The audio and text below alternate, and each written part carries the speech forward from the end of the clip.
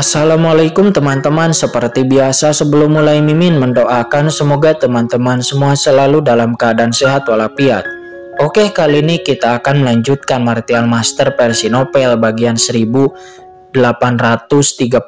Bagi yang baru bergabung, selamat bergabung, dan bagi yang belum subscribe dulu lah agar Mimin tambah semangat lagi nih bikin videonya. Oke, kalau sudah kita langsung masuk ke isi ceritanya.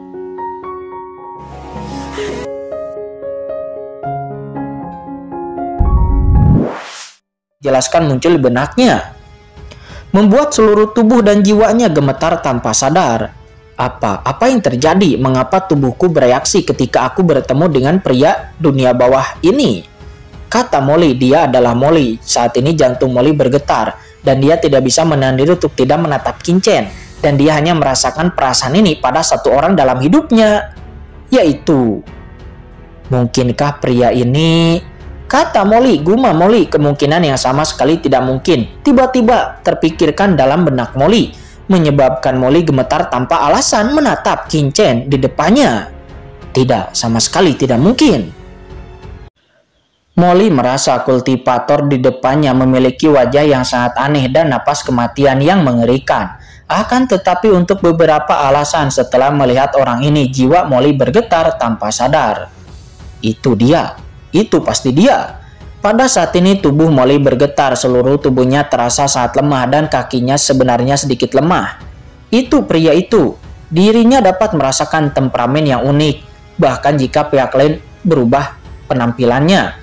Tapi orang ini jelas berada di lautan kosmik. Bagaimana Kincen bisa muncul di sini? Hahaha. Melihat pupil Molly yang menyempit, mata penciptaan Kincen juga langsung melihat esensi pihak lain. Energi sihir yang kuat tersembunyi jauh di dalam tubuh pihak lain seperti kolam sihir yang mendidih yang sangat familiar bagi Kincen. Molly, orang ini benar-benar datang ke dunia bawah, kata Kincen di dalam hatinya. Dan Kincen bisa tahu dengan sekilas bahwa meskipun Molly tidak bernyawa di depannya, namun itu hanyalah penyamaran. Kekuatan di inti tubuhnya masih berasal dari sumber sihir lautan kosmik. Jika orang lain tidak bisa melihatnya, bagaimana mungkin Kincen tidak melihatnya? Anak ini benar-benar punya hubungan denganku, kata Kincen, matanya berbinar, dan dia menyeringai sedikit ke arah Molly. Sialan, orang ini mengenaliku, kata Molly. Dia gemetar seluruh tubuhnya. Dia hamping kencing karena ketakutan. Melihat senyum Kincen yang menyeringai yang tergambar di sudut mulutnya, Molly seolah-olah merasa dia melihat setan, dan bulu-bulu di sekujur tubuhnya hampir berdiri tegak. Sudah berakhir, sudah berakhir. Molly gemetar dalam hatinya. Molly, ada apa denganmu? Di tubuh Molly, leluhur iblis Luo juga merasakan sesuatu yang aneh tentang Molly, dan dia tidak dapat menahan diri untuk bertanya dengan ragu. Kincen, orang itu adalah Kincen, kata Molly dengan ketakutan dan mengirimkan suaranya kepada leluhur iblis Luo. Apa Kincen? Anak dari laut kosmik itu. Molly, apakah kamu membuat kesalahan? Kata leluhur iblis Luo, dia tidak bisa berkata-kata. Mengapa setan ini terlihat seperti telah melihat hantu? Anak itu jelas berada di laut kosmik. Mengapa dia datang ke sini? Dan paling-paling anak itu baru saja menerobos ranah transendensi. Namun, kekuatan orang di depan ini tidak dapat diremehkan. Gumam iblis Luo, meskipun leluhur iblis Luo tidak memiliki tubuh fisik, namun dia masih memiliki penglihatan dasar. Melihat dua bawaan Raja Hantu Hakim yang mereka ikuti gemetar di depan pria itu, leluhur iblis Luo tahu bahwa pria di depannya ini benar-benar berbeda. Contohnya, mungkin saja itu adalah sosok besar di dunia bawah. Orang seperti itu, mungkinkah bocah laut kosmik itu? Bahkan memikirkannya pun mustahil. Tidak, itu dia, itu pasti dia. Aku bisa mengenalinya bahkan ketika orang ini berubah menjadi abu. Tidak ada yang salah denganku. Bisakah aku bertemu anak ini di dunia bawah? Masalah, ini menjadi masalah sekarang, kata Molly. Dia gemetar ketakutan. Di saat dia berada di alam kosmik, bertemu dengan Kincen bukanlah hal yang baik. Namun kali ini dia tidak akan tertipu lagi, kan? Jika bukan karena ketakutan Master Kuming melihat petunjuknya, maka Molly sudah berbalik dan lari jauh dari sini. Dan ekspresi Molly tentu saja tertangkap oleh Kuming. Orang ini memang pendatang baru, tetapi dia takut menjadi seperti ini jika dia menghentikan dua bawahan hakim Raja Hantu dan dia tidak punya keberanian. Kenapa? Kenapa kamu tidak bicara lagi? Mata layu menatap Kincen, hatinya sangat gembira. Melihat kegugupan bawahan hakim Raja Hantu, dia langsung tahu bahwa dia telah menemukan harta karun. Boom! Niat membunuh yang mengerikan melonjak keluar darinya dalam sekejap, dan saat berikutnya tombak hitam muncul di tangan Kuming dan tombak itu meledak dengan energi hitam yang tajam, berubah menjadi medan ketertiban untuk menutup area sekitar.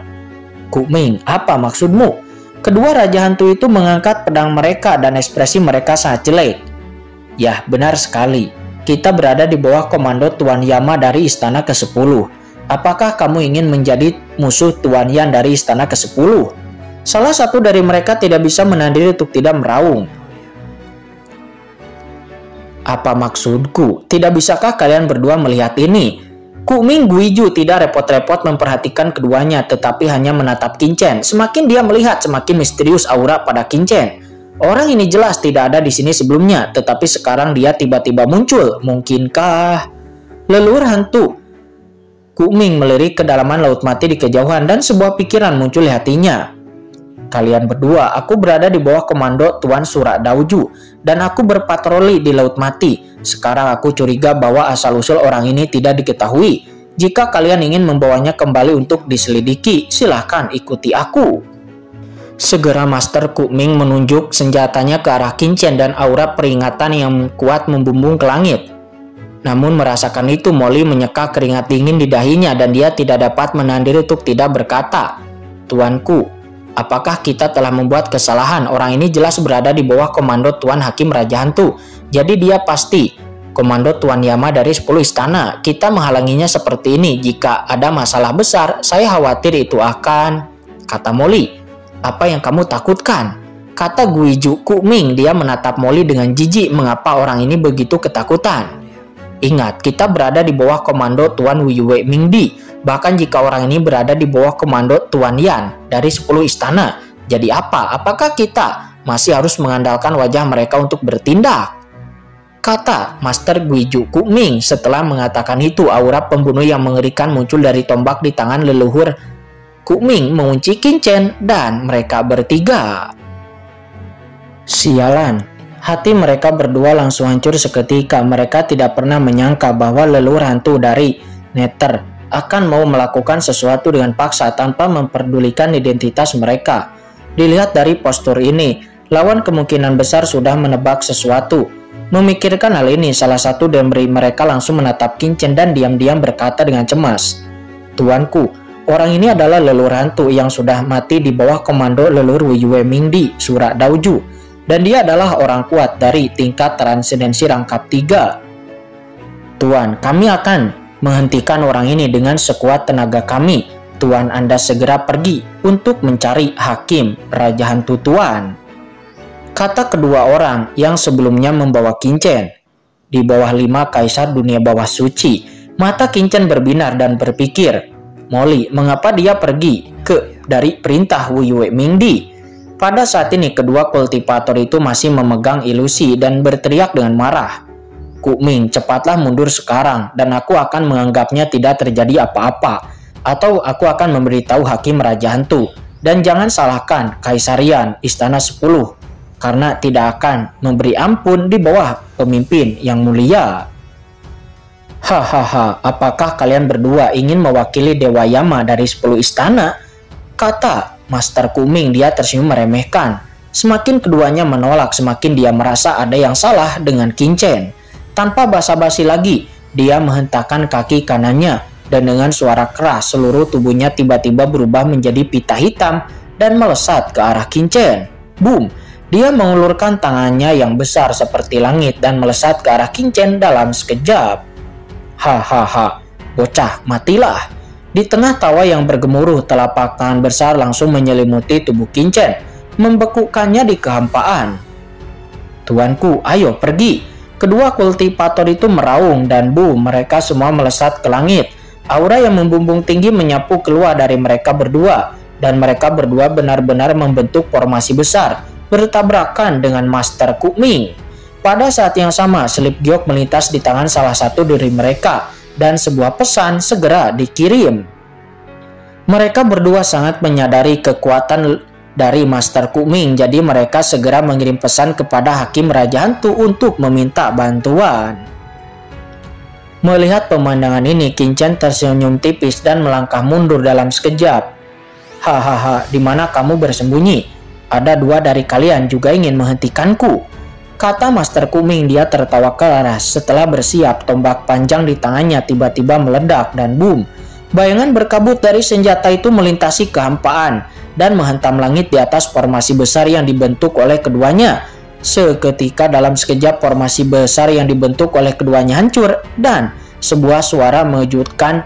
Di tengah suara gemuruh terdengar, keduanya memuntahkan darah mundur bersama dan kehampaan di belakang mereka langsung hancur. Hahaha, bocah, matilah. Di tengah tawa keras, tangan besar Kuming telah mendarat di atas kepala Qin Chen. Sabit Raja Hantu, potong. Melihat Qin Chen hendak ditangkap oleh tangan besar Kuming, tiba-tiba sabit kematian muncul di tangan Qin Chen, dan sabit kematian itu berubah menjadi cahaya pedang gelap dan melesat ke arah Kuming dalam sekejap. Di telapak tangannya terdengar suara berdentum, dan itu adalah telapak tangan Netherki yang besar yang telah terkoyak. Bocah, kamu juga ahli transenden tingkat 3. Kata Master Kuming. Dia memudar dan menatap sabit kematian di tangan Qin Chen menunjukkan keterkejutan. Dan juga ada pedang Raja Hantu yang dianugerahkan kaisarian dari 10 kuil padanya. Sepertinya aku telah menemukan harta karun. Mata Master Kuming memudar dan menyala, dan dengan suara mendesing dia langsung menyerbu ke arah Qin Chen dan boom, tombak hitam itu melesat ke arahnya. Pada saat yang sama dia dengan tegas berteriak kepada Mo Li. Anak Li Mo, kau hentikan kedua orang itu untukku, dan untuk anak ini serahkan padaku, kata Master Kuming. Anak Li Mo, kata Qin Chen. Dia menatap Mo Li tanpa bisa berkata apa-apa. Mengapa nama itu begitu tidak bagus? Di saat Qin Chen menatap Mo Li, Qin Chen mengedipkan mata padanya dengan pelan. Kedipan mata Qin Chen begitu rahasia sehingga Master Kuming dan yang lainnya sama sekali tidak menyadarinya. Dan Mo Li hanya bisa terkejut. Apa maksud dari kedipan mata Qin Chen padanya? Apakah ini untuk membiarkan dirinya mematuhi perintah Master Kuming dan menyerang bawahan Hakim Raja Hantu dan membunuh salah satu dari mereka? Akan tetapi, bukankah mereka berada dalam kelompok yang sama? Mo Li awalnya merasa takut dengan Qin Chen, akan tetapi pada saat ini dia tiba-tiba tertegun. Tuanku, pada saat ini dua bawahan Hakim Raja Hantu bergegas menuju Qin Chen dengan penuh semangat. Jangan datang ke sini, aku tidak takut pada orang ini, tetapi kamu akan berada dalam bahaya jika kamu maju. Segera pergilah ke Hakim Raja Hantu, kata Qin Chen. Dia menggeram dan boom, dan langsung menyelam ke laut mati di bawah. Melihat Qin Chen menyelam dan melarikan diri ke dalam laut mati, ekspresi kedua kultivator itu berubah drastis. Ini adalah laut mati dan tidak jauh dari kedalaman laut mati. Air laut mati di sini mengandung niat membunuh yang sangat mengerikan. Begitu memasukinya, bahkan ahli kuat di tingkat transenden tingkat 3 akan terus-menerus diserang oleh niat membunuh laut mati yang mengerikan, dan sangat mungkin untuk jatuh di dalamnya. Apa yang sedang Anda lakukan, tuanku? Ketika mereka berdua terkejut, leluhur Kuming tertawa. Hahaha, ingin menyelinap melarikan diri ke laut mati? Konyol sekali. Di hadapanku, bahkan jika Anda terbang ke langit, Anda tetap tidak punya ide untuk bisa melarikan diri dari tempat ini. Setelah mengatakan itu, Master Kuming berkedip dan dengan suara keras dia langsung mengikuti Qin Chen masuk ke laut mati. Sebagai ahli kuat di tingkat transenden tingkat 3, dirinya secara alami dapat bertahan untuk sementara waktu di laut mati. Dia tidak percaya bahwa Qin Chen dapat lolos dari telapak tangannya.